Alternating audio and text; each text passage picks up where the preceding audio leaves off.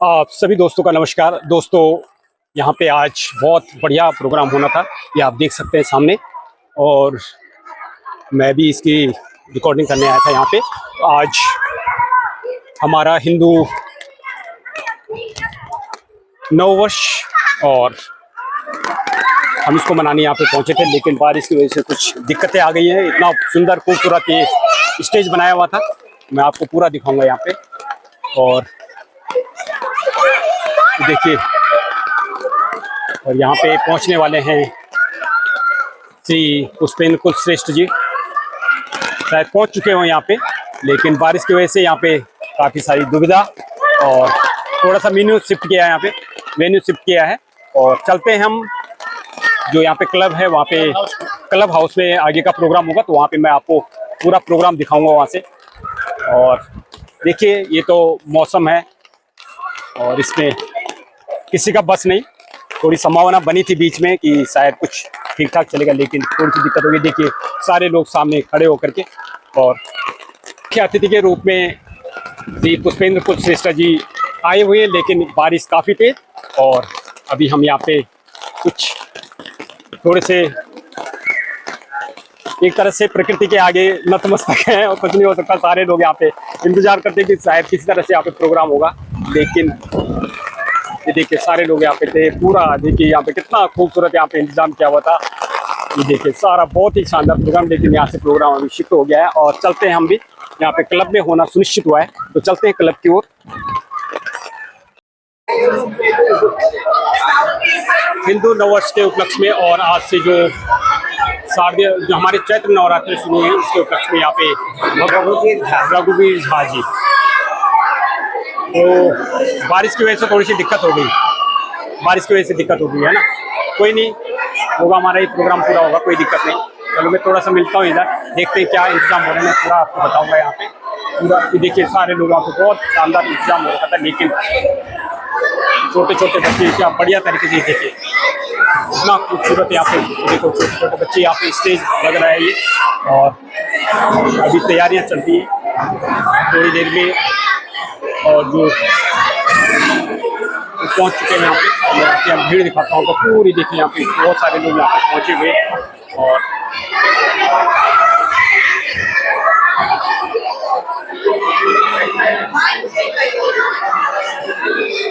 ये हमारे इधर कलाकार बैठे हुए हैं।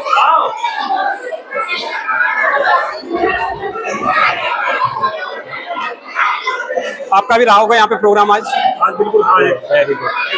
कोई नहीं, होगा प्रोग्राम तो होगा, कोई नहीं, चलता है। कुछ चीज़ें ऐसी होती है जिस पे हमारा बस नहीं है, प्रभु इच्छा कैसे होता है आप देखते हैं। चलो देखिए, यहाँ पे सब लोग पहुँचे हुए हैं।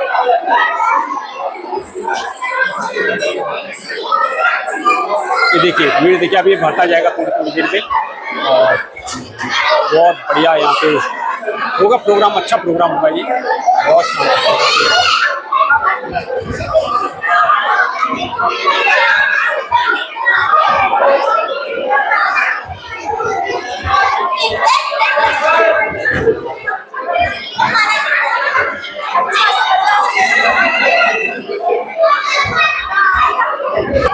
आपका प्रोग्राम है यहाँ पे कुछ? अच्छा, शंख बजाने का। अच्छा, फोटो? अभी तो मैं सीधे वीडियो बना रहा हूँ, ये अभी तो वीडियो बना रहा हूँ, बना देंगे, फोटो भी खींच लेंगे। कोई फोटो खींच लूंगा।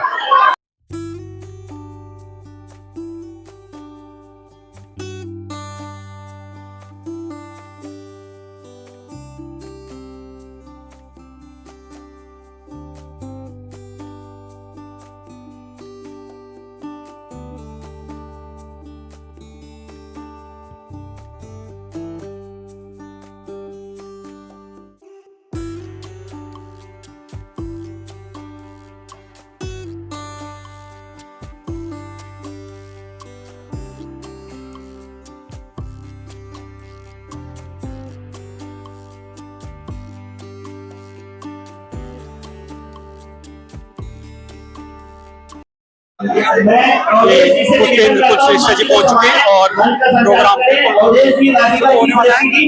आपसे निवेदन है, आज का एंकर है आप लोग, और मंच का संचालन है अवधेश जी। राधिका जी को सही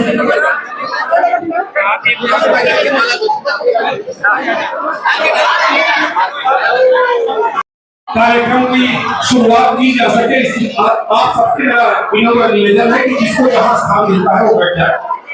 आप लोग जब तक बैठेंगे नहीं कार्यक्रम की शुरुआत हो नहीं पाएगी। मेरा बार बार आप सबसे आग्रह है कि आप लोग जहां स्थान मिले बैठ जाए।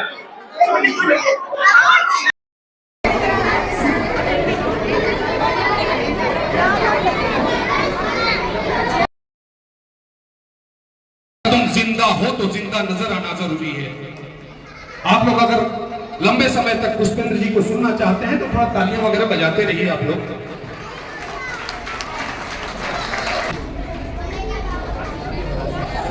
चलिए बुला तो नहीं, जाओ तो सही, मौका होता ही आते समय का अभाव और प्रकृति के मार ने हमें इतने अच्छे ग्राउंड और अच्छे तैयारियों के किसी लाभ लपेट के आपसे आग्रह करता हूं कि अपने संबोधन समय आपका है सर। आप सबका बहुत बहुत धन्यवाद।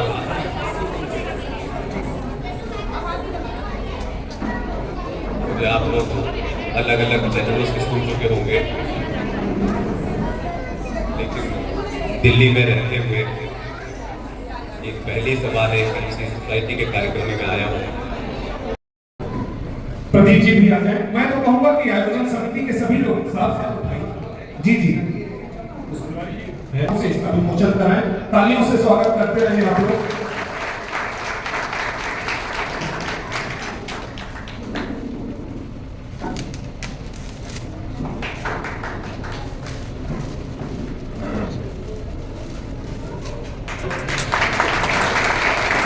इस सदे बहुत सारे हमारे बच्चों के कार्यक्रम छूट गए, लेकिन आज जो कुछ भी हम लोग यहाँ से अर्जित करके जाएंगे उसका कोई मोल नहीं होगा।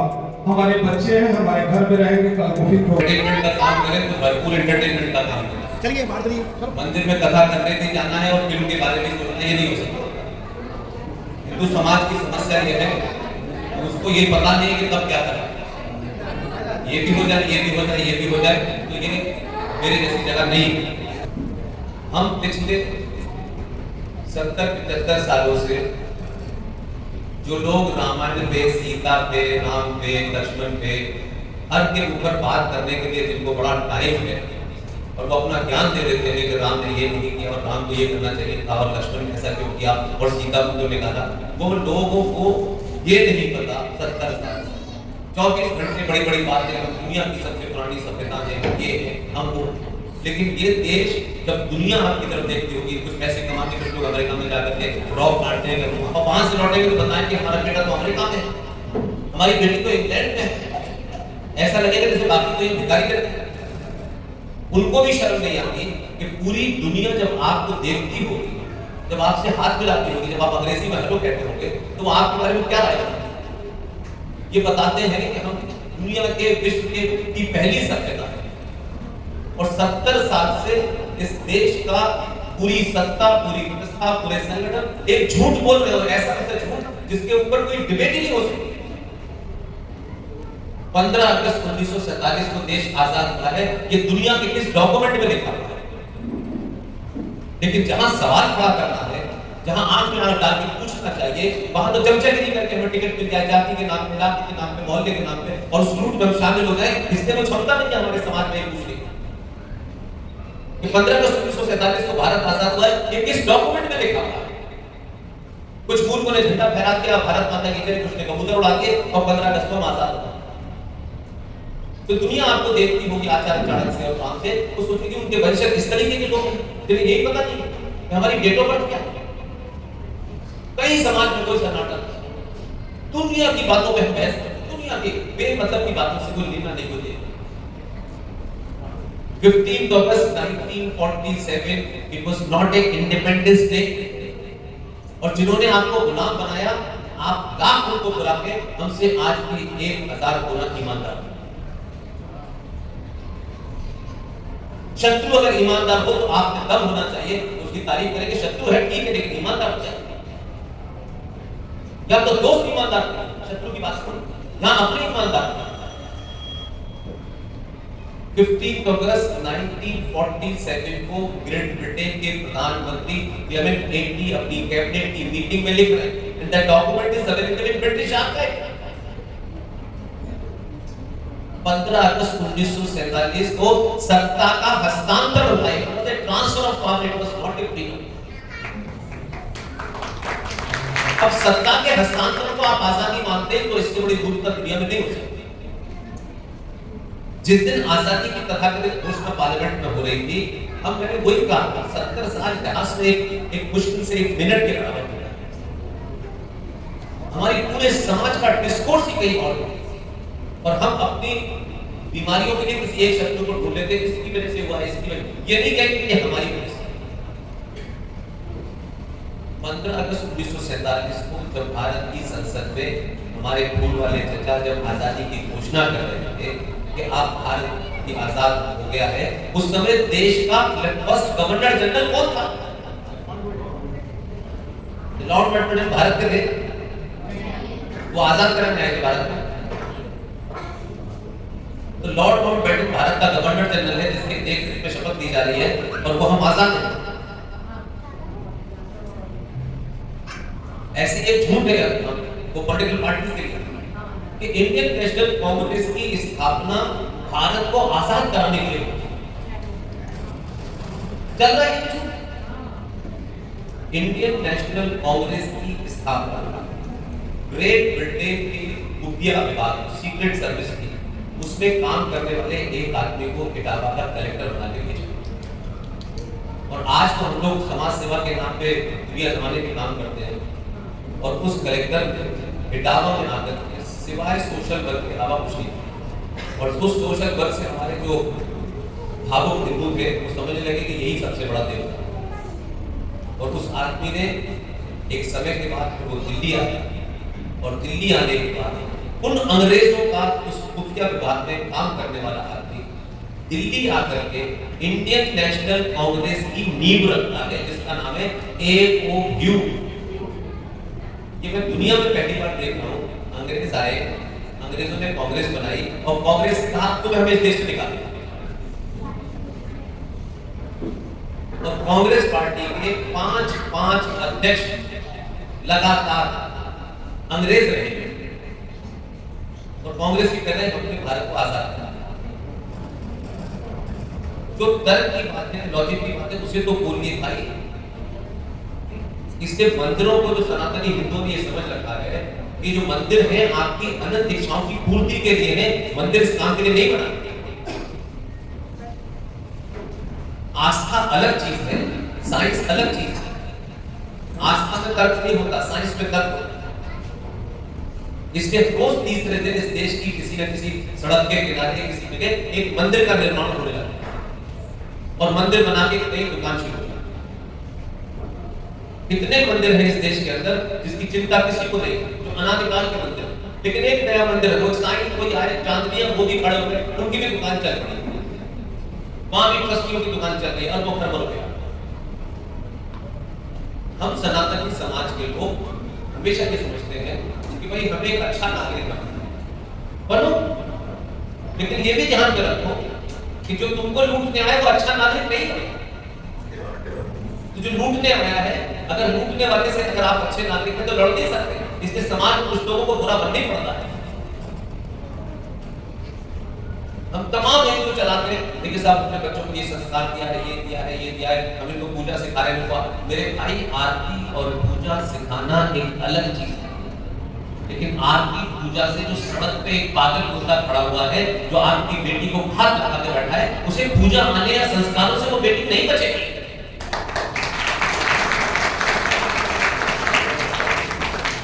आप संस्कार दे दीजिए, अपने रामायण सिखा दीजिए छोटे छोटे बच्चों को, ये बड़े होकर रामायण की कथाएं तो कर सकते हैं। इनको बताइए कि जिनके साथ रह रहे हो दुनिया में क्या हो रहा है, इनका इम्यून सिस्टम बढ़ाइए, इनका इम्यून सिस्टम बहुत वीक है। आप लोग कहते हैं कि कुछ घटनाएं ऐसी होती है उससे भी आदमी सीखता। आप पिछले 70-75 सालों में एक डॉट नहीं, हिंदू की दुकानें खड़ी हुई है, यहां से लेकर वहां तक हर चौराहे पे दो दुकानें। मैं आगे नहीं पढ़ा, मैंने कुछ नहीं बनाया, बात कहेंगे यार। क्या करना है? 4 लोगों की दुकान बना लो, फिर कुछ दिन के बाद किसी को टिकट की इच्छा हो जाए, दूसरी टिकट दिखा दो, फिर वो बन गया। अरे ये तो ऐसे वो राजनीति एक अलग गेम है, फुटबॉल एक अलग गेम है, हॉकी एक अलग गेम है, हर एक के नियम अलग है। एक दूसरे के नियम बताए, मंदिर में जाके आपका नियम वही है, पूजा के वक्त भी नियम वही है, और अलग अलग नियम होते रहते हैं, और नियम का पालन नहीं करेंगे तो मारे जाएंगे, और आप लगातार मारेंगे, लगातार ना आप माएँ देखते हो ना माएँ देखते हो। बस ये हमने कॉलेज बना दिया है, यहाँ हमारे लोग पढ़ते हैं, कॉलेज तो बहुत बने हुए, तक्षशिला भी बना हुआ, कहाँ गया? गुरुकुल थे, कहाँ गए? तो सवाल सोचते, आप रियल वर्ल्ड में नहीं आना चाहते, आप उस रियल वर्ल्ड को थोड़ा सा पीछे जाते हो, हमारा टाइम निकल जाए, फिर दूसरा उसको रुकते हैं।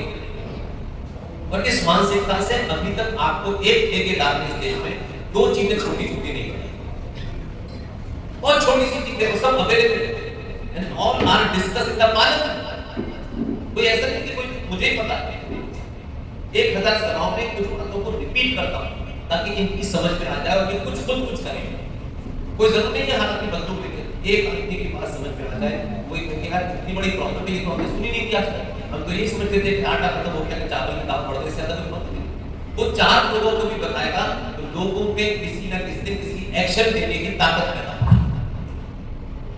भारत की संसद के अंदर डिस्कस हुआ, चाहे वो हिंदू इस पार्टी में था या उस पार्टी में, महत्व नहीं, लेकिन था वो हिंदू।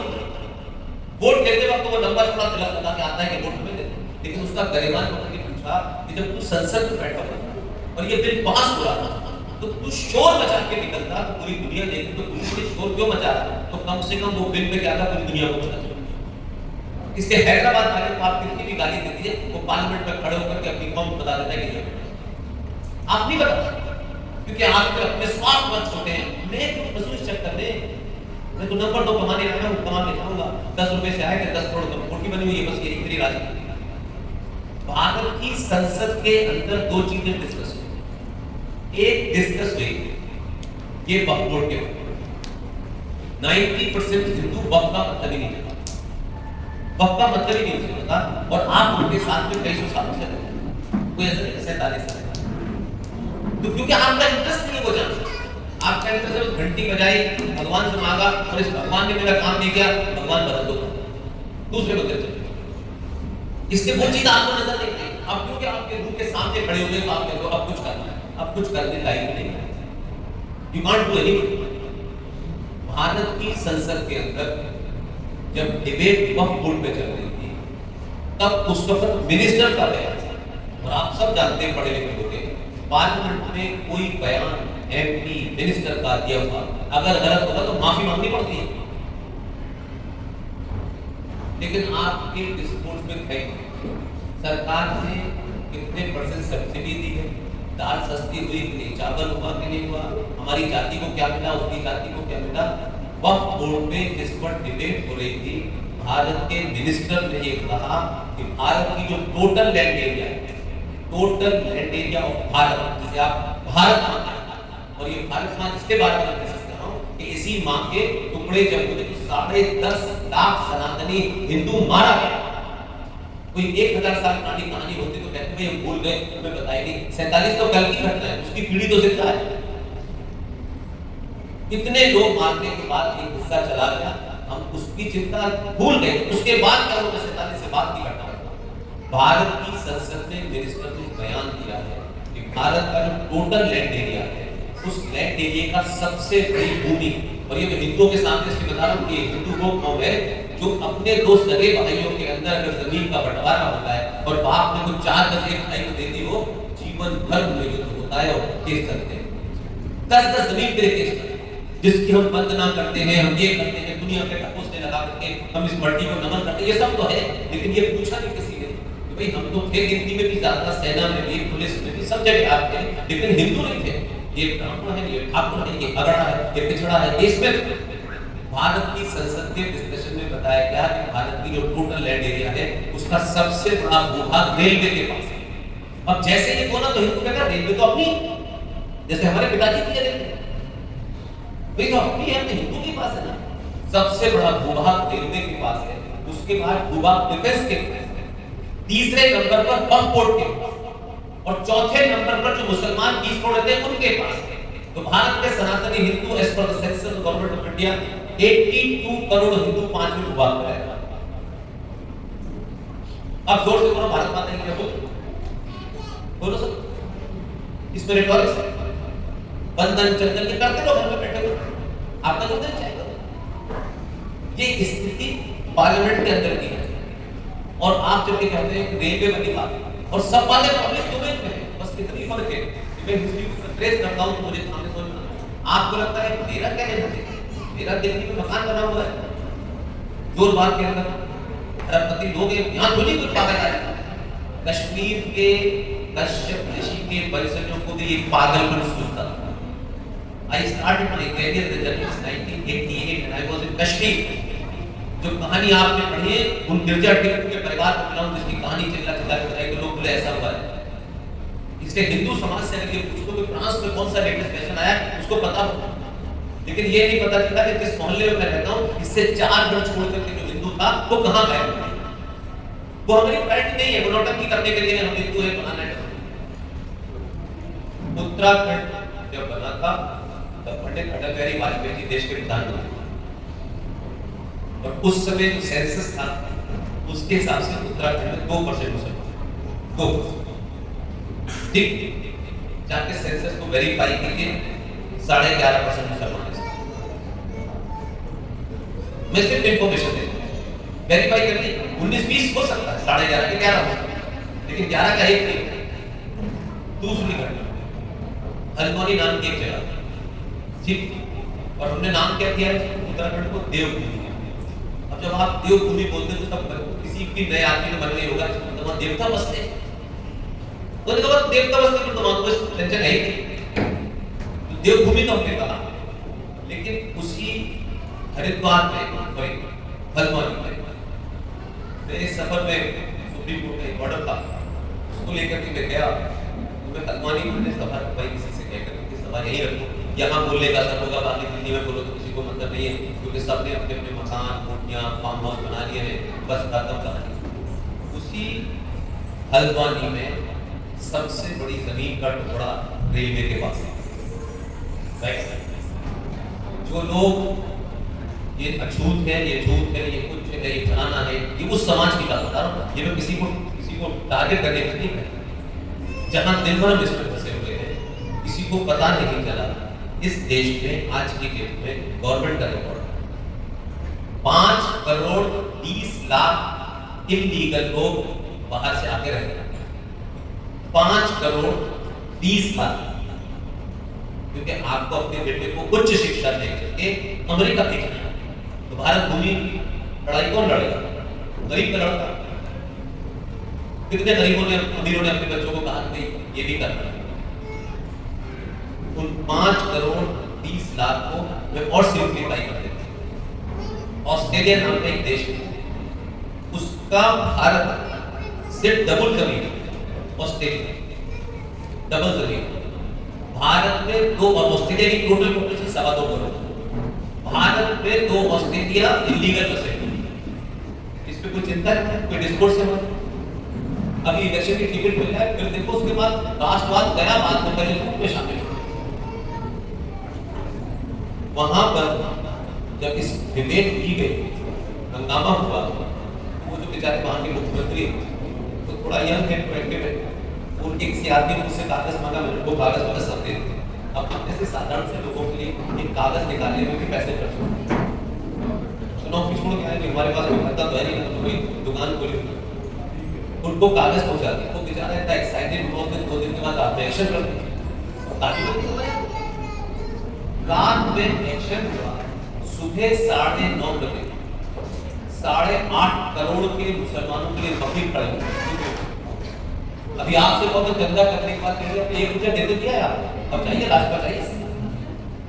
8 करोड़ के 4 बकरी खड़े थे सुप्रीम कोर्ट में, जो पंचर है, उनको पता है कि इन्वेस्ट करना चाहिए। आपके पास होगा तो शर्मा जी की कोठी से जब तक बड़ी कोठी में मिल जाए तब तक आपको नींद नहीं आती, और उस पर स्टे लगते। स्टे लगने के बाद अभी 10 दिन पहले सुप्रीम कोर्ट में सुन्वाई, सुप्रीम कोर्ट की सुनवाई में मालूम क्या कहा गया? एक भी जज उसमें मुसलमान नहीं, सुप्रीम कोर्ट ने केंद्र सरकार को ये आदेश दिया है, तो सुप्रीम कोर्ट के बाप का थोड़ी कुछ जा रहा है, तो छोटे जो बैठे काले कोर्टों के बाप का कुछ जा रहा है, तो बकवास करते हैं। उन्होंने सुप्रीम कोर्ट ने कहा है सरकार से कि मानवीय मूल्यों के हिसाब से सरकार जब तक इनके बिजली पानी मकान की वैकल्पिक व्यवस्था न करे तब तक इन्हें नहीं कर सकते।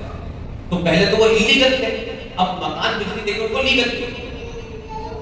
ये आपके जमीन की स्थिति और संविधान पार्लियामेंट के अंदर अलग अलग समय में छोटे छोटे कानूनों में अमेंडमेंट, और उन अमेंडमेंट के बाद आपको अब पता चला कि वो हमारे रोजमर्रा की जिंदगी में डिस्कस नहीं कर रहे थे, तो हम पूछ ही नहीं। पिछले 70 सालों में छोटी छोटी चीजें पार्लियामेंट में वो डिस्कस हुई, पास होकर चली गई। आज की डेट में संविधान की कॉपी उठा लीजिए, कहीं से भी मिल जाएगी, और उसके बाद में राइट देखिए कितने अमेंडमेंट हुए हैं कि भारत का हिंदू आज की डेट में as per the constitution of India you are 8th class citizen. गाना बजाना करो, बताओ कहां है ये लैंड? आपकी नहीं है, आप गलत से भी किसी का, इसके कश्मीर में हुआ है, अच्छा वहां हुआ। हम खबर सुनते हैं और 10 सेकंड बस छोड़ देते हैं, फिर अपने काम में लगते हैं। और ये मैं नहीं कह रहा, ये एक बड़ा फिलोसफर कह के गया है कि जो लोग अब अच्छा हो या बुरा हो ये मेहनत नहीं होती, इतिहास अच्छा भी याद रखना पड़ता है और बुरा भी याद रखना पड़ता है। एक फिलोसफर ने कहा है कि जो समाज, जो सभ्यताएं अपने इतिहास को भूल जाती है, इतिहास भी उन्हें याद नहीं करता।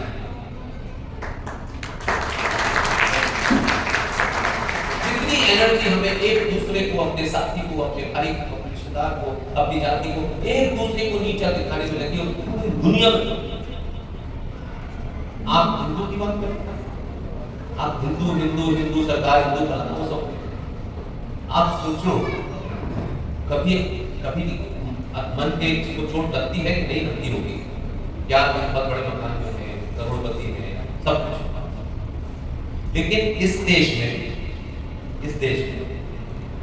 आप जो आपकी जाति है वो रहे, जातियों के बारे में क्या हमारे तथाकथित लोगों ने भ्रम फैलाया नहीं।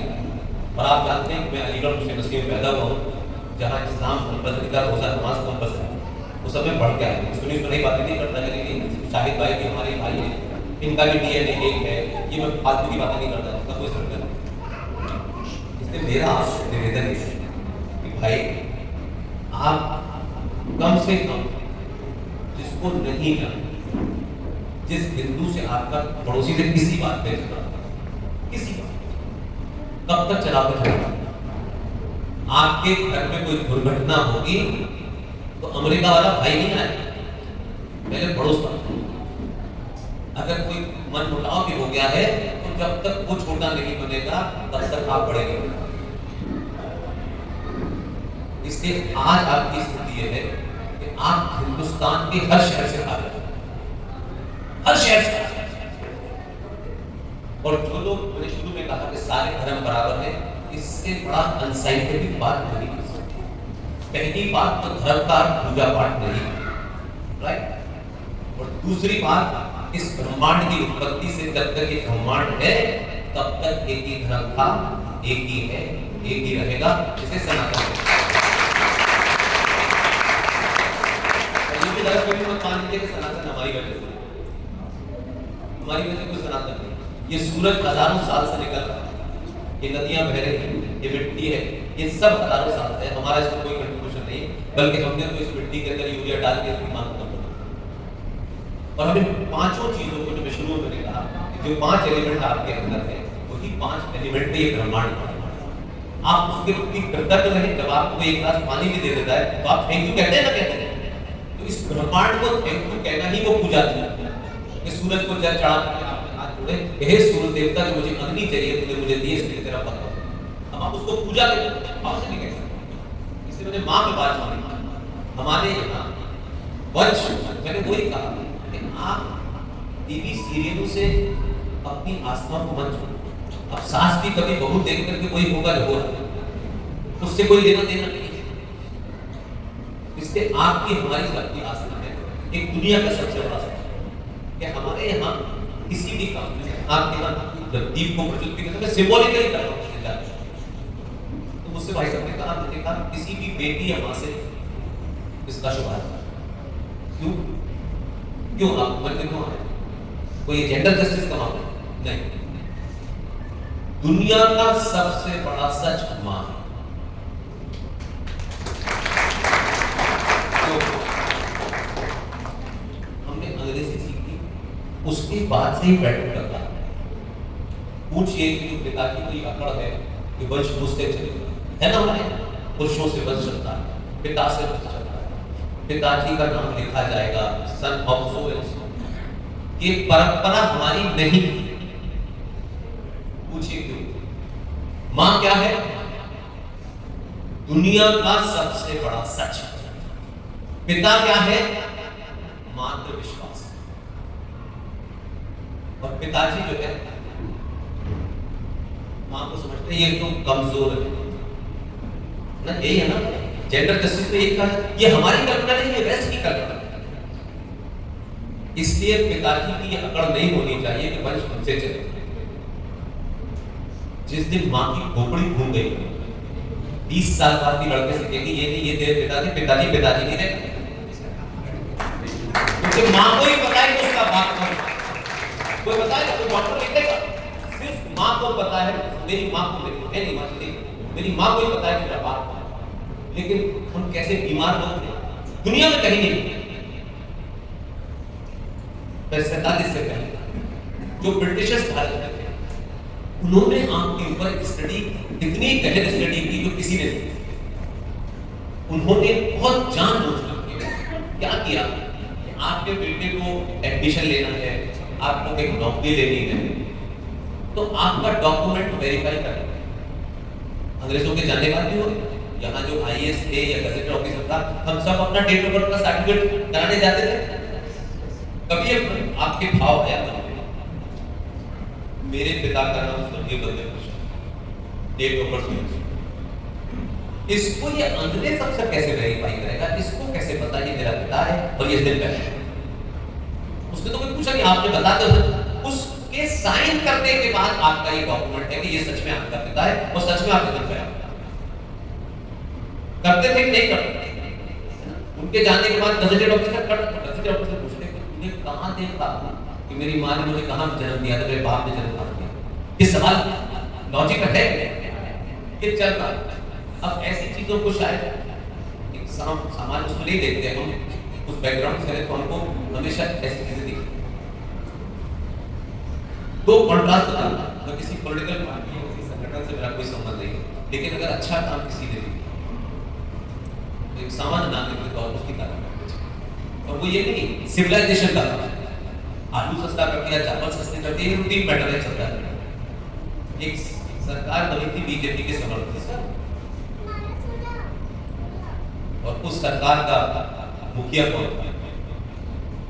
वीपी सिंह साहब। वीपी सिंह साहब जब प्रधानमंत्री बने थे, प्रोटोकॉल होता है हमारे में, जब प्रधानमंत्री बनता है सारे मिनिस्टर बनते हैं, क्योंकि प्रधानमंत्री पहले शपथ लेता है, देखा होगा आपने शपथ लेने के बाद साइन करता है, वो अपने पीएम होने की किस दिन शपथ की डेट टाइम के। जब वीपी सिंह साहब साइन करने गए तो उन्होंने गवर्नमेंट ऑर्डर लिखा। अब दो कंट्रास्ट आपके सामने रखता हूं, आप तय करेंगे क्या हो सकता है। वीपी सिंह ने प्राइम मिनिस्टर बनने के बाद जो साइन की, उसमें पहला गवर्नमेंट ऑर्डर निकाला कि आज से मोहम्मद साहब की जन्मदिन की छुट्टी। ये वीपी सिंह ने लिखा, ठीक है। 2014 में जो आदमी आया, इसने भी शपथ लेने के बाद एक गवर्नमेंट ऑर्डर निकाला, पता नहीं किसी को पता, कभी सुना? क्योंकि ये सब चीजें आलू दाल चावल सस्ता नहीं करती भाई, ये सिविलाइजेशन की चीजें हैं, इन्हें देखने के लिए आपको तीसरी आंख चाहिए होगी। आपका इंटरेस्ट करके क्या देखते हैं? इस प्राइम मिनिस्टर ने शपथ लेने के बाद जो पहला गवर्नमेंट ऑर्डर निकाला, उस गवर्नमेंट ऑर्डर में ये कहा गया आज से भारत के तमाम सारे बच्चे अपनी डेट ऑफ बर्थ और अपने बाप का सर्टिफिकेट खुद ही साइन करके वेरीफाई करेंगे। तो छोटी चीज आपको कितना बड़ा, अरे ना मटेरियल मिलना ठीक है, लेकिन इमोशनल जो हम हर्ट है सिविलाइजेशन के तौर पे इतने सालों से, इसने लूटा, बहन बेटियों को लूटा, रेप किया, और फिर वो तो उस हर्ट को जब तक नहीं हटा पाओगे तो अंदर से वो बात पैदा ही आप कंटिन्यूअस आजाद हो, महंगे कपड़े घूम रहे हो, गाड़ियों में घूम रहे हो, लेकिन अंदर से सिर्फ हट कभी कश्मीर, कभी केरल, कभी बंगाल, कभी आसाम। आप सच को सच कहने की शक्ति रखो, और शब्दों का अगर ज्ञान नहीं है, किसी भाषा का ज्ञान नहीं है, तो उसको बोल करके गलत गलत अपने समाज के लोगों के ऊपर रौब डाले मत करो कि मैं क्या या उर्दू जानता हूँ। युद्ध सुनाए आजकल चल रहा है, किस किस में चल रहा है?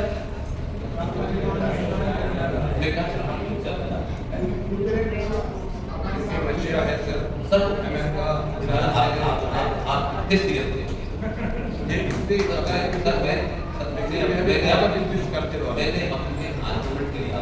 बात करने का तरीका होता है जो आप बता रहे हो सर, मैं सच यही काम कर रहा हूँ।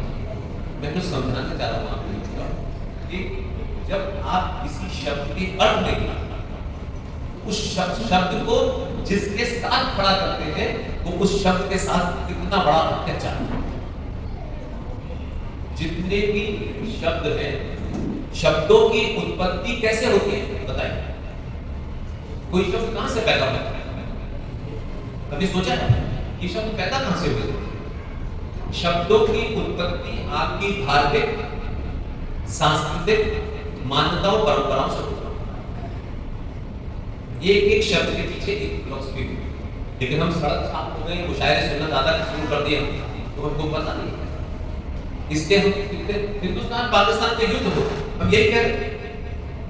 युद्ध शब्द महाभारत से निकला, और युद्ध शब्द के साथ में क्या क्या चीज है ये अंदाजा नहीं। युद्ध शब्द के साथ में बैरियर लगे, इस सुबह सूर्य निकलेगा, इधर के लोग जिनसे लड़ रहे हैं उधर के लोगों को बिल्कुल बचा के बताएंगे हम युद्ध करने जा रहे हैं, आप भी अपनी सेनाएं तैयार करिए। ये नियम है, शत्रु है, लेकिन उसके बावजूद भी एक महाभारत का युद्ध आपने देखा, कभी ऐसा हुआ कि चुपचाप से उसके बाद दोनों लड़े, और जब सूर्यास्त हो जाएगा तो अब बिना कुछ कहे अपने अपने कैंप में चले जाओ, और उसके बाद इधर के कैंप के लोग अगर कुछ उधर दवा कुछ कम पड़ रही है तो उधर देने जाए, उधर के तरफ से। यानी युद्ध उस वक्त तक था, अब बंद हो गया, अब एक दूसरे की बंद। तो युद्ध शब्द हमारी इस संस्कृति से, जब आप भारत पाकिस्तान के बीच में युद्ध कहते हैं,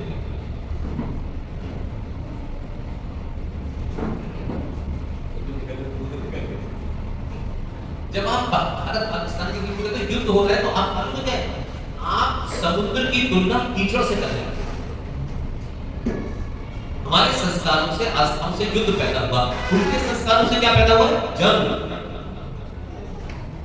उनके यहाँ क्या शब्द है? जंग। और जंग के लिए कहा जाता है इश्क और जंग में सब कुछ जायज है। ठीक है, अगर इश्क और जंग में सब कुछ जायज है तो निकिता से अपनी आइडेंटिटी छुपा करके उससे प्रेम करना भी जायज है, और फिर निकिता के बावन टुकड़े करके फ्रिज में रख देना भी जायज है। हमारे यहाँ वो शब्द ही नहीं है जो आजकल चलन में, पूरे साहित्य में पढ़ लीजिए, हमारे यहाँ तलाक का शब्द ही नहीं, कोई शब्द है। अब आपने संबंध विच्छेद ही शब्द बना दिया, ये तो आपने बना दिया। तलाक इसलिए नहीं है कि हमारे यहाँ जो शादी होती है उन फेरों में जन्मों का रिश्ता, वो बात अलग है कि हम भी घटिया हो गए हैं और हम यही सब हरकतें कर रहे हैं, लेकिन हमारा वो संस्कार नहीं बताता हम घटिया हो सकते हैं, हम थोड़ा कमजोर हो सकते हैं। संस्कार तो यही है कि ये जन्मों जन्मों का संबंध है, उसमें से निकलने का कोई रास्ता नहीं। तो इस्लाम क्या है? इस्लाम में marriage is the contract between two people, दो लोगों के बीच में शादी एक कॉन्ट्रैक्ट है, तो कॉन्ट्रैक्ट के अंदर एक सिक्योरिटी बनी है जिसे महर कहते हैं। अगर लड़की उस शादी से निकली तो महर की क्लेम नहीं कर सकती, और अगर लड़का निकला तो वो क्लेम नहीं कर सकता, यानी वो जो सिक्योरिटी बनी है उसे महर कहा जाता है। इसलिए वहां शादी कॉन्ट्रैक्ट है, इसलिए शादी टूटी, तलाक हुआ, उसका एक डाइवोर्स वर्ड अंग्रेजी में निकाला। लेकिन जाने अनजाने में हम क्या करते हैं, जैसे सपोज कीजिए कि हमारे यहाँ तो एक शादी संस्कार है, उनका एक कॉन्ट्रैक्ट है, और वो जो गोरे थे उनके क्या, उनका कंसेप्ट ऑफ मैरिज है। ब्रिटेन में यानी जो बेस्ट की बात है वहाँ मैरिज का कंसेप्ट है। वहाँ जो आजकल हमारे देश में बड़ा सुनते हैं लिविंग रिलेशन, है ना, उनके यहाँ भी है। अब जब लोग जो गवर्नमेंट की जो बीमारी हमारे हिंदू समाज को है कि जब तक बच्चा गवर्नमेंट में नहीं जाएगा तब तक तो समाज में पिताजी का कॉलर खड़ा हो ही नहीं सकता। तो हम उसमें अनजाने में क्या अनजाने में क्या कि जो लिव इन रिलेशन उस वहाँ के कॉन्टेक्स्ट में समझाने की कोशिश कर रहा हूँ। ये वर्ड मैंने इसलिए चुना कि ये भारत में बीमारी है। तो उस लिव इन रिलेशन में रहते हुए किसी संतान की उत्पन्न हो, ठीक है, वो कहाँ जाए? उन्हीं संतान, ऐसे संतानों की जब उत्पत्ति होती थी तो वो जो बच्चा था, जैसे आज आप जायज और नाजायज कहते हैं, ऐसे बच्चों को बड़े बड़े हॉल बनाए जाते थे और उन हॉल के बाहर में प्रेप कर दिया जाता है। जो ऐसे बच्चे पैदा होते थे वो रात में प्रेप में छोड़ देते थे और वो हॉल था, उसमें एक आदमी और एक महिला दोनों उस हॉल का मैनेजमेंट करते थे और उन बच्चों को उठा के उनको पालते थे और गवर्नमेंट फंड करते थे उस हॉल के खाने पीने बिजली पानी का फंड करते। उस हॉल को क्या कहते थे?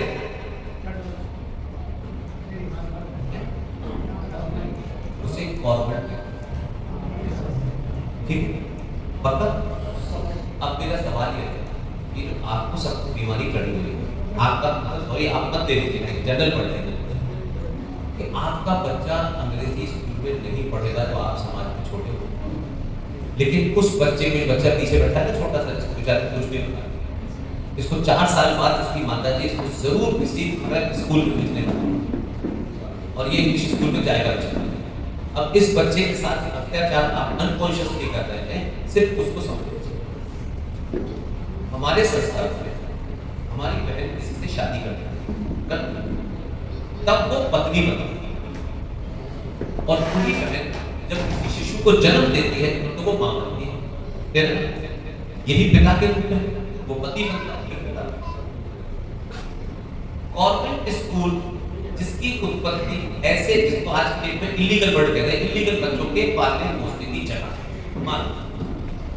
अब उसमें एक महिला है केयर टेकर, एक पुरुष है।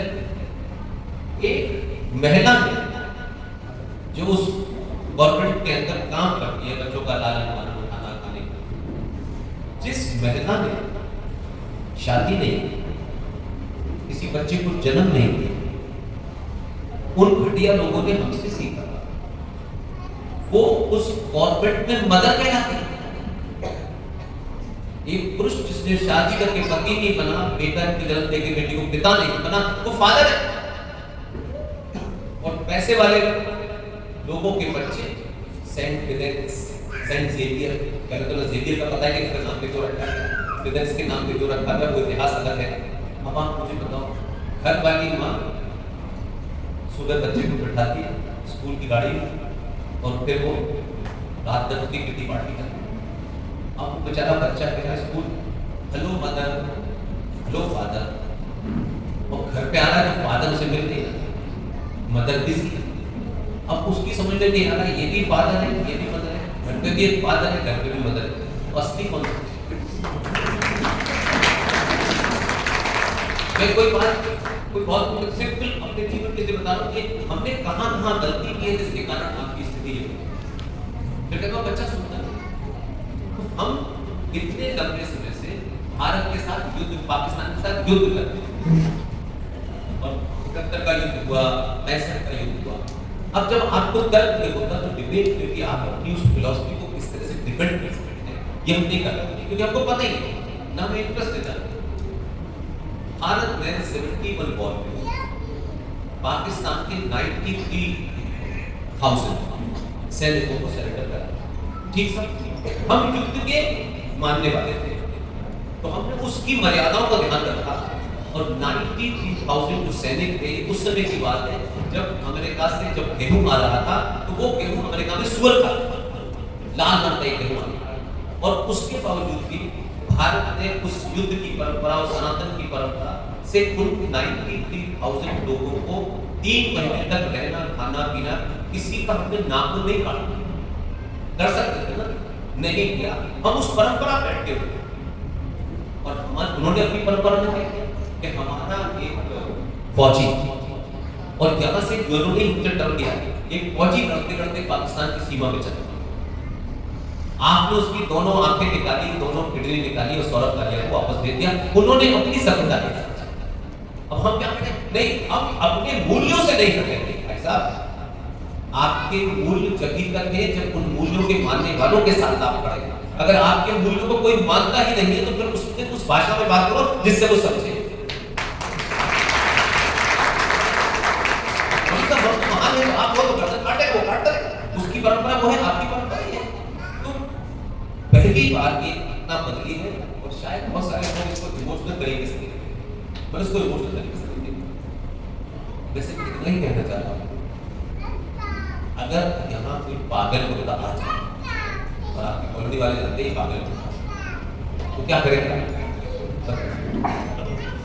आपकी उतारे नहीं नहीं, इसको बेचारा कुत्ता है, इसको वजन बनाओ, वो उसका पागलपन दूर है, वो कुत्तों को काटे और काटने के बाद उसे कुछ नहीं होगा, इनके इंजेक्शन लगेंगे, फिर कोई बचेगा नहीं बचेगा। पागल कुत्ते का इलाज होता है उसके सर में गोली मारना, तभी उसका पागल बना है। पागल कुत्ते को रखते हैं, कोई बात नहीं कि उस्मान भाई अच्छे नहीं है क्योंकि किताब नहीं पढ़ी आपने गीता पूरी तरह से नहीं पढ़ी, रामायण भी पढ़ी तो अपने हिसाब से। वो अपनी किताब में 1400 में जब मोहम्मद की मौत हुई जून के महीने में, तब से वही खड़े हैं और आपने झांकियां पैदा करना शुरू कर दिया, सड़क के किनारे एक नया देवता बना दिया। आपने अपने मंदिरों की बेइज्जती खुद की, उन्होंने की थी तो समझ में आता। आप क्या करते? ये दुकान इस पे इतना चढ़ा हुआ, बस ये व्हाट यू आर डूइंग आप। ये मंदिर आपकी लर्निंग के वो केंद्र है जहां से आपको साइंस का पता चलता कि इस मंदिर की ताकत ये है कि आप चाहते हो तो आपको लगता है कि कुछ मेरा मन करता है। वो इसलिए नहीं हुआ कि वहां भगवान बैठे, तो इसलिए हुआ कि जो पत्थर है उस पत्थर से पर्टिकुलर रेस निकलती है तो आपको लगती है, तो आपको लगता है पूरा लाइट। वो साइंस थी, बाद में आपने उसको आस्था से। इसलिए मेरा आपसे कहना यह है कि जब आप नहीं समझे तो आपके राजा ने पहली बार उस डॉक्ट्रिन को बदला जो भारत की डिफेंस पॉलिसी। भारत की डिफेंस पॉलिसी थी कि हम पहले किसी पे हमला नहीं करेंगे। अब आप सोचोगे ऐसे भी लोग हैं कि जिन्हें ये गलतफहमी है कि हम पे कोई हमला करेगा हम बच जाएंगे फिर हमारे, ऐसा सोचते हैं। तो हमारी जो डिफेंस पॉलिसी थी वो ये, अब डिफेंस पॉलिसी को अगर ये करता तो एक लंबी कहानी होती, दुनिया जमाने का काम करना पड़ता, आम बुलाओ, तीनों सेनाओं को बुलाओ, फिर पार्लियामेंट से इतना ढिढोरा क्यों पूछना। तो अभी इस बार क्या हुआ, अभी दो घटनाएं आप बोल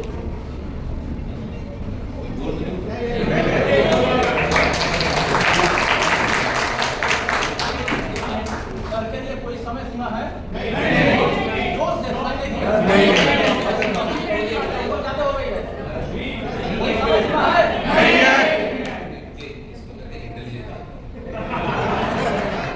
दो काम किए अगर आपके साथ आए हैं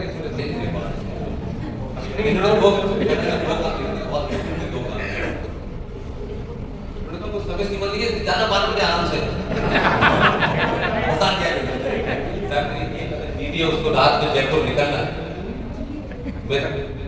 आप मुझे 10 बार बुलाने में आ जाओ, लेकिन उसको जयपुर 3 दिन के लिए जाना है, मुझे घर भागना है 10 बजे का टाइम, लेकिन मैं फिर मेरी बात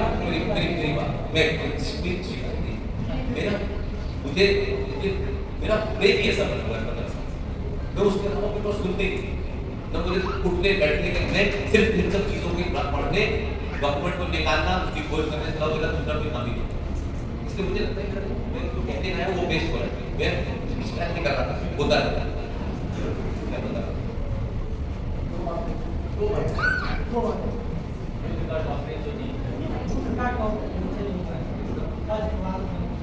हाँ 22 मार्च 2022 की घटना किसी को याद है? 22 मार्च 2022 की बात कर रहा हूँ सर। पहलगाम में अटैक हुआ 9 मार्च 2022 घटना नहीं पता, वही मैं कह रहा हूँ मेरे भाई, इस देश में सब कुछ होता, आप शायद उसको उस निगाह से नहीं ले। 9 मार्च 2022 को एक घटना घटी घटना और उस घटना को हमने डाउन प्ले किया।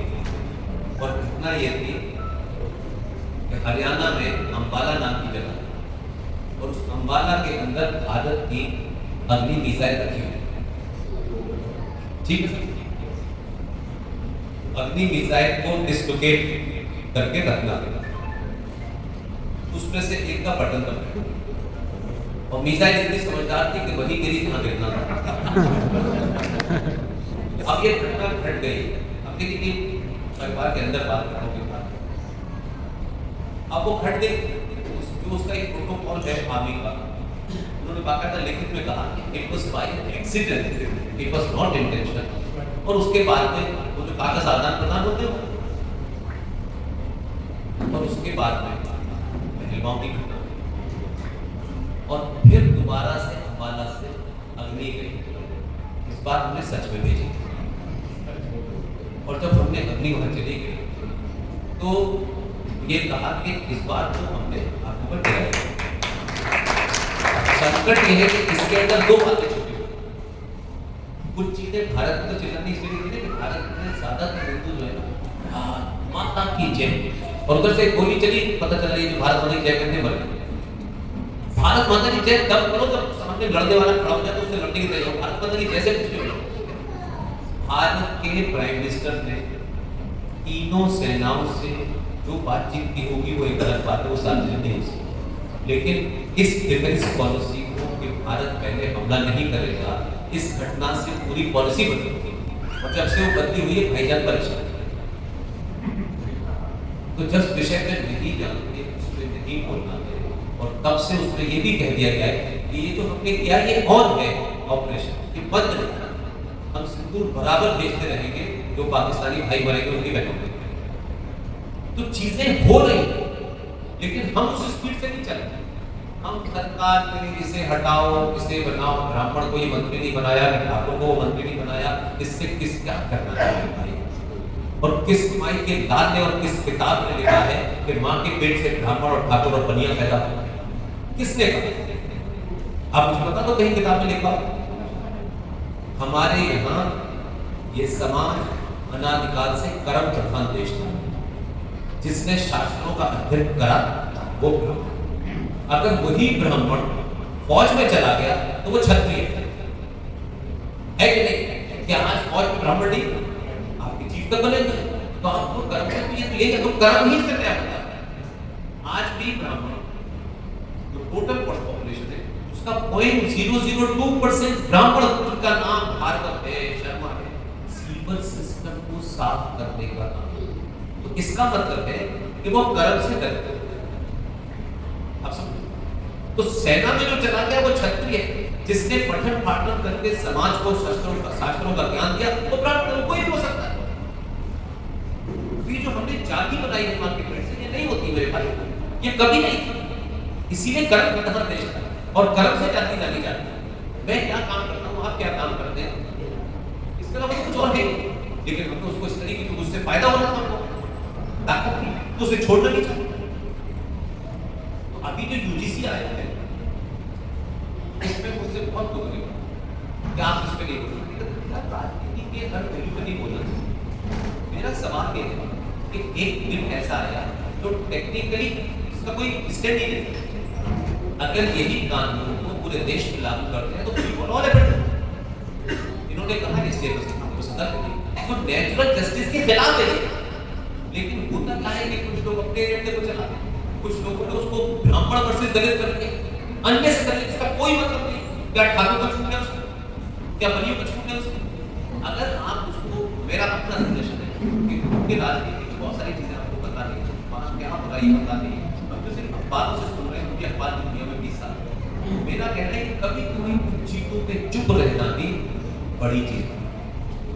हर चीज पे टिप्पणी दे करके जो आपके शत्रु अंदर है बाहर है उनको हवा मिले। बहुत दिनों के बाद, बहुत लंबे सालों के बाद आप पहली बार हिंदू होने की बात सड़क पे कर रहे हैं। चर्चाओं में ऐसे लोगों को बुला रहे हैं, चर्चा में लोग हिंदू की बात हो रही है, हम हिंदू ये करेंगे, सब लोग बोल पा रहे हैं, लेकिन सड़क पे बोलने में डर लगता था। नहीं। तो आप से हम अपनी आइडेंटिटी को लेकर शर्मिंदा नहीं, अपने होने की शर्मिंदा नहीं। तो मेरी विनती ये है, अगर वर्तमान दौर में जो योद्धा लड़ रहा है उसमें 1000 कमियां हो सकती हैं, लेकिन अभी वो मैदान में लड़ता है। जब मैदान से लौट के आएगा तब बताएंगे कमी है, मैदान के अंदर लड़ते वक्त उसकी कमी नहीं गिनाएंगे जाके शत्रु को। बहुत लंबे कालखंड के बाद 47 समाज की बात बताऊं तो पहले की बात, इन्हीं कारणों से आपके बड़े बड़े योद्धा हारे। घर बुला लिया, अपने अंदर बुला लिया, 50 गालियां दी, सड़क पे कमजोर मत करिए क्योंकि उससे उसे पता चल जाएगा इसके तो अपने ही साथ मिलेंगे। और दिल पर हिंदू की बात करने वाले लोगों से मेरा एक ही प्रश्न है मेरे पास, अगर हिंदू 82 करोड़ होने के बाद हमारी स्थिति यह है कि हम 5 साल में 30 सेकंड के लिए हिंदू नहीं होते। 30 सेकंड, ये जो शक्ति आपके हाथ में है नंबर की, वो आपकी चली गई है, मैं बता रहा हूं, इल्यूजन है आप 30 सेकंड के लिए आप ब्राह्मण ठाकुर बनिया जो कुछ है रहिए, 30 सेकंड के लिए बटन दबाते वक्त सिर्फ सनातनी होकर वोट दे दो, कुछ दिनों और कर दो तो भी काम होगा। मैं राजनीतिक व्यक्ति नहीं, इस पूरे 15 साल के सफर में मुझे जब ऊपर भी कहना होता है तो बस जोर से पब्लिकली बोलता हूं, मेरा कोई एजेंडा नहीं है। लेकिन पूरे भारत में 2 ही सब्जेक्ट ऐसे हैं जिनको लोग नॉन सीरियस लेते हैं, लेकिन यही 2 सब्जेक्ट हैं जिनके साथ साइंस लगा हुआ है, केमिस्ट्री, फिजिक्स, बायोलॉजी, इसके साथ साइंस नहीं लगा हुआ है। पॉलिटिकल साइंस, सोशल साइंस, तो पॉलिटिक्स साइंस है, इसमें 1 और 1 11 भी होते हैं और 1 और 1 2 भी होते हैं। तो जो आदमी पॉलिटिक्स का खिलाड़ी है कि कब ट्रंप को कहना है माय डियर ट्रंप, है ना? अभी स्थिति क्या है पूरी दुनिया में, सबसे सेफ पोजीशन पे तो जितनी बार्गेनिंग वो करता है, जो लोग ग्रेट कंट्री, दुनिया को लूटने के अलावा अमेरिका ने पिछले 70 सालों में क्या किया? 100 साल आप कितना भी कुछ कर लीजिए, तब भी जो हॉर्मुज जो जगह है वहीं से 2 जहाजों को निकलने का ऐलान ईरान ने सेफ निकाला है। अब एक तरफ तो कहते हैं ये तो मुसलमानों का फ्यूचर है, लेकिन फ्यूचर होने से बताया समय पड़ने पे फ्यूचर होना चाहिए, लेकिन वो ईरान किसी और कारण से निकाला। मेरी आपसे ये शिकायत है कि चावल, दाल, आटा, ये मेरे समाज में इस पे आपने ठोस निकाले। आप कभी कभी शत्रु से भी सीखिए। ईरान शियाओं का मेजर वोट, भारत के अंदर जो कमीने मुसलमान पिछले 700 सालों में अपने साथी रहने वाले ब्राह्मण के साथ, कश्यप ऋषि के वंशजों के साथ उनके सगे नहीं हुए, उन महिलाओं ने कश्मीर के अंदर शियाओं के लिए एक जुलूस निकाला दुनिया को मैसेज देने के लिए। मैं आपसे पूछना चाहता हूं, आपने कब जुलूस निकाला? हिंदू किस दिन एक होकर सड़क पे निकले? आपकी 84-82 करोड़ की गिनती एक दिन सड़क पे खड़े होकर निकलेगी ना, तो आपकी गिनती से ही आधा देश, आधी दुनिया बैठ जाएगी। आप जाति के लिए निकले, पार्टी के लिए निकले, संगठन के लिए निकले, एक समग्रता में सनातन रूप से नहीं निकले। आपकी पॉलिटिकल मांग की इतनी वीक होती है जिसका कोई मतलब नहीं। 2 चीजों पे मेरी मुहिम है, इसमें अपने समाज में डिस्कस कीजिए और जो उसमें कर सकते हैं करिए। एक तत्कालिक लड़ाई होती है कि आज का फायदा होगा कल। मेरी ये दोनों लड़ाई ऐसी है, अगर ये किसी भी तरीके से कब पूरी होगी हमारी जॉब एजुकेट मासेस, तो वो तय कर रहे हैं कि हमें 2 रुपए किलो चावल चाहिए या हम 2 रुपए किलो चावल देंगे, दोनों में। और ये लड़ाई किसी के खिलाफ नहीं, संविधान निष्ठ लड़ाई है, पूरे अधिकार की लड़ाई है, किसी के छीनने का अधिकार नहीं, लेकिन आपकी चुटकी और कुछ दलाल जो चवन्नी में बिके उनको एक्सपोज करके मेरा इतना ही कहना है कि भारत का संविधान जब बन रहा था, जब कॉन्स्टिट्यूशन असेंबली में बन रहा था, बस 5 मिनट जब बन रहा था, तो उस वक्त भी ये सब आया कि भाई भारत का संविधान सेकुलर होना चाहिए। तो B.R. अम्बेडकर जिन्हें आप एक दूसरे निगाह से देखते हैं, वही कहा जब आप सरनेम से देखने लगोगे तो फिर आपके अंदर सच सुनने की शक्ति है। सबने वर्णन अपनी जगह, मेरे नाम के आगे क्या लगा कि अच्छा ये नहीं। अम्बेडकर ने कहा कि अनादिकाल से भारत के अंदर अनेक लोग आए, लुटेरे आए, अच्छे लोग आए, यहाँ बसे, उनकी क्या पूजा, कोई ऐसी घटना नहीं मिलती कि इस भारत की भूमि पे कोई विदेश से आया तो उसकी आस्था के कारण उसकी पूजा स्थल तोड़े हुए, उसकी हत्या कर दी। तो भारत को सेकुलर शब्द ला करके छोटा मत कीजिए। भारत अनादिकाल से सेकुलर रिजेक्ट हो गया, लेकिन 1976 में जब देश के सारे नेता जेल में बंद थे, इंदिरा गांधी ने पार्लियामेंट बंद कर रखी थी, रात के अंधेरे में जो आपका रशा है, रशा की मुख्य एजेंसी केजीबी का चीफ था मित्रोस्को, उसकी किताब में लिखा है, उसने कोट किया, मैं भी कोट किया। तो भारत के अंदर सेकुलर और सोशल शब्द तब आया बिना पार्लियामेंट के। अब वो आ गया, मैं तो पुरानी रोता नहीं, आगे की बात सोच रहा हूं, अब वो आ गया। अब अगर भारत का संविधान आज की डेट में आप कहते हैं सेकुलर है, सब बराबर, सेकुलर शब्द पैदा कहां से हुआ पहले तो ये समझिए। वेस्ट में जब राजा राज करता था और जब कोई क्रिटिकल इशू फंसता था तो राजा चर्च से डायरेक्शन देता था, चर्च से पूछता था क्या किया। तो जो लोग नॉन बिलीवर ऑफ चर्च थे, जब उनका मूवमेंट शुरू हुआ तो उन्होंने कहा राजा जो है वो चर्च से पूछता है और चर्च पे हमारी आस्था नहीं है, इसलिए राजा हमारे साथ डिस्क्रिमिनेट करता है। तब ये शब्द आया सेकुलर कि राजा का कोई अपना मत नहीं होता जब वो कुर्सी। अब ये हो गया। अब मेरा सवाल है, जब देश का संविधान से जिसमें 42,000 पारसी से लेकर के 84 करोड़ हिंदू सबके अधिकार बराबर है, आईपीसी बराबर है, सिविल लॉज में कुछ जब सब बराबर है, तो फिर इस देश में वो दलाल हिंदू आके अपने थे या टिके हुए थे, बड़े राष्ट्रवादी थे, लेकिन दलाल एक 70 सालों में जब डिबेट पार्लियामेंट में हो रही थी तो किसी ने मुंह क्यों नहीं किया? कोई मुझे एक बता, मेरे को आज से ज्यादा पॉलिसी में लिखा, जब सेकुलर भारत के अंदर सब बराबर थे तो फिर माइनॉरिटी कमीशन, फिर माइनॉरिटी मिनिस्ट्री, फिर सेंट्रल कमीशन, 3,500 करोड़ का बजट जो है के लिए वक्फ बोर्ड नहीं। फिर भारत सेकुलर है तो मज़ारों पे, गुरुद्वारों पे, चर्चों पे चढ़ने वाले पैसे को सरकार छूती नहीं है, तो सनातनी हिंदू के मंदिर पे चढ़ने वाले पैसे को सरकार क्यों ले जाती है? मैं आपको कोई अपना आंकड़ा नहीं दे रहा, ये कोई काम सौंप रहा हूँ, इसको डिबेट में धारा 370 हट गई, उसका कुछ पता नहीं है, उसके पीछे क्या अकेले आपको वो भी नहीं पता, और उसके हटने से मेरे घर में कोई फर्क नहीं पड़ता। अगर इस लड़ाई को लड़िए तो टेक्निकली एकदम फैक्ट पे है, इमोशनल नहीं, हिंदू मुस्लिम सिर्फ सब बराबर है। तो मैं आपको 3 जगह की बता रहा हूँ जो मैं आप देख रहे ओरिजिनल एक्सप्लेन। ये जो आप वैष्णो देवी जा रहे हैं, वैष्णो देवी पे 530 करोड़ रुपया सालाना देवस्थानम बोर्ड तमिलनाडु के अंदर 1,300 रुपया सालाना। नाथद्वारा मंदिर राजस्थान में है, अकेला मंदिर 83 करोड़ रुपया सालाना। ठीक, अगर मज़ारों गुरुद्वारों झरनों पे चढ़ने वाला पैसा उन लोगों का है तो मेरी गिनती ज्यादा है, ये तो कहीं लिखा नहीं कि गिनती से तय होगा। तो अगर मेरी गिनती ज्यादा है तो फिर आईपीसी मुझको नहीं लगना चाहिए, फिर तो उसको लगना चाहिए। मैं ये कह रहा हूँ कि जब सब बराबर है, संविधान बराबर है, तो भारत के सनातनी हिंदुओं के मंदिरों पे चढ़ने वाले पैसे को सरकार नहीं, और वो पैसे की टोटल कॉस्ट पता है पूरे देश में जिन मंदिरों से पैसा इकट्ठा होता है, जो जाता है, जो रिकॉर्ड है 10 लाख करोड़ रुपए।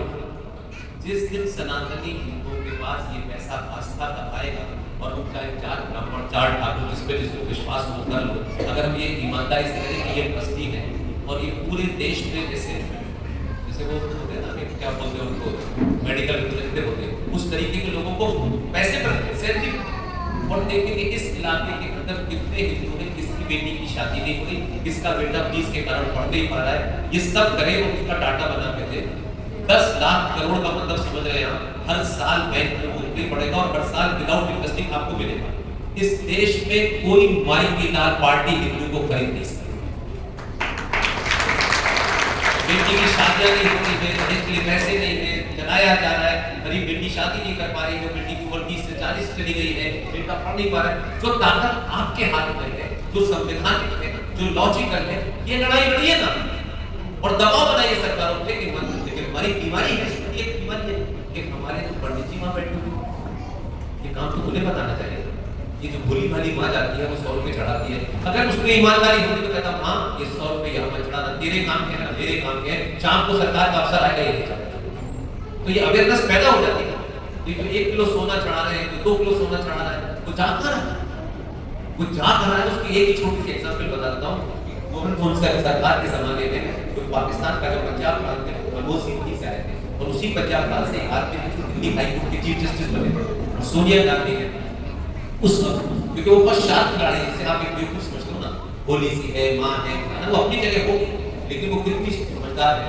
उसने दिल्ली हाईकोर्ट के चीफ जस्टिस राजेंद्र सच्चर साहब के रिटायर होने के बाद उनको एक काम किया कि राजेंद्र सच्चर साहब, इस देश में मुसलमानों की बहुत खराब स्थिति है, उस स्थिति के बारे में आप रिपोर्ट तैयार कीजिए। और उन्होंने रिपोर्ट तैयार करके बनाया, उसको सच्चर कमीशन के नाम से आप जानते हैं। और कहा गया कि मुसलमानों के बेटे बेटी में अभाव में पैसे के पढ़ नहीं पाते, ये नहीं पाते सब। और कुल मिलाकर के सच्चर कमीशन और भारत सरकार के बजट से 5000 करोड़ रुपए का एक बजट, और उसमें क्या कहा गया, उसमें ये कहा गया कि अगर एक मुसलमान बेटी और एक मुसलमान बेटा, अगर उनके अंदर ये ख्वाहिश है, डिजायर है कि हम आईएएस बने, तो उनकी ट्रेनिंग के ऊपर सच्चर कमीशन से 1 लाख रुपया खर्च होगा। और फिर आईएएस बनने के बाद क्या होगा, ये आपको भी पता है कि अभी आप सत्ता के बल पर ही, व्यवस्था के बल पर जिंदा हैं। जिस दिन व्यवस्था आपके हाथ से निकल गई तो कश्मीर, केरल, आसाम रोज होगा, आपके हाथ से जाएगी नहीं, क्योंकि जो डीएम बना गए अहमद अली, वो 40 साल के बाद रिटायर होगा, 5 साल के बाद। तो उसको इस सरकार, अब आपको लगता है कि हमने हिंदूवादी बना के रातों रात मान के भारत को हिंदू राष्ट्र घोषित कर, ये नहीं मुमकिन है। फिर आप में हो 2 किलो चावल में आज कोई और नहीं बिक रहा है, आपको 2 किलो चावल चाहिए, चावल आटा चाहिए, ये नहीं चाहिए, कब जाकर के आप वोट नहीं दे पा रहे। इसने इसके बावजूद भी उस 5000 करोड़ के बजट को कम करके 35 का कर दिया, और वो 1.5 करोड़ ज्यादा कम कर दिया। तो ऐसी स्थिति नहीं है आपकी, आप गिनती में ज्यादा हो, आप तो वोट देने भी नहीं निकलते हो, कुछ लोगों की छुट्टियां होती है। और भाईजान जिन्होंने कहा कि हम तो हमारे तो बाकी लोग गिन लो, वो लाइन लगा के वोट देते हैं, तो वहां वोट की गिनती है, वहां इसकी गिनती क्योंकि बहुत बड़े साइंटिस्ट हैं, इनके वोट के मतलब 100 हो गए, वहां पंचर जोड़ने वाले का और एक बहुत बड़े महाज्ञानी का वोट बराबर। जब गिनती आपकी बराबर है तो आप वोट देने के लिए क्या करेगा, जो आपके हाथ में काम है, जो 5 साल में, और उनको पता है वोट की ताकत से क्या होगा। बहुत बहुत धन्यवाद, thank you very much.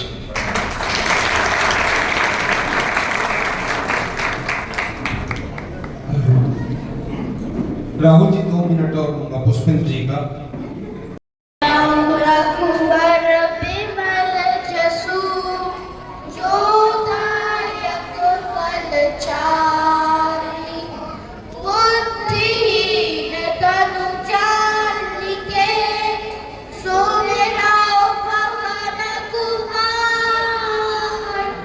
Fala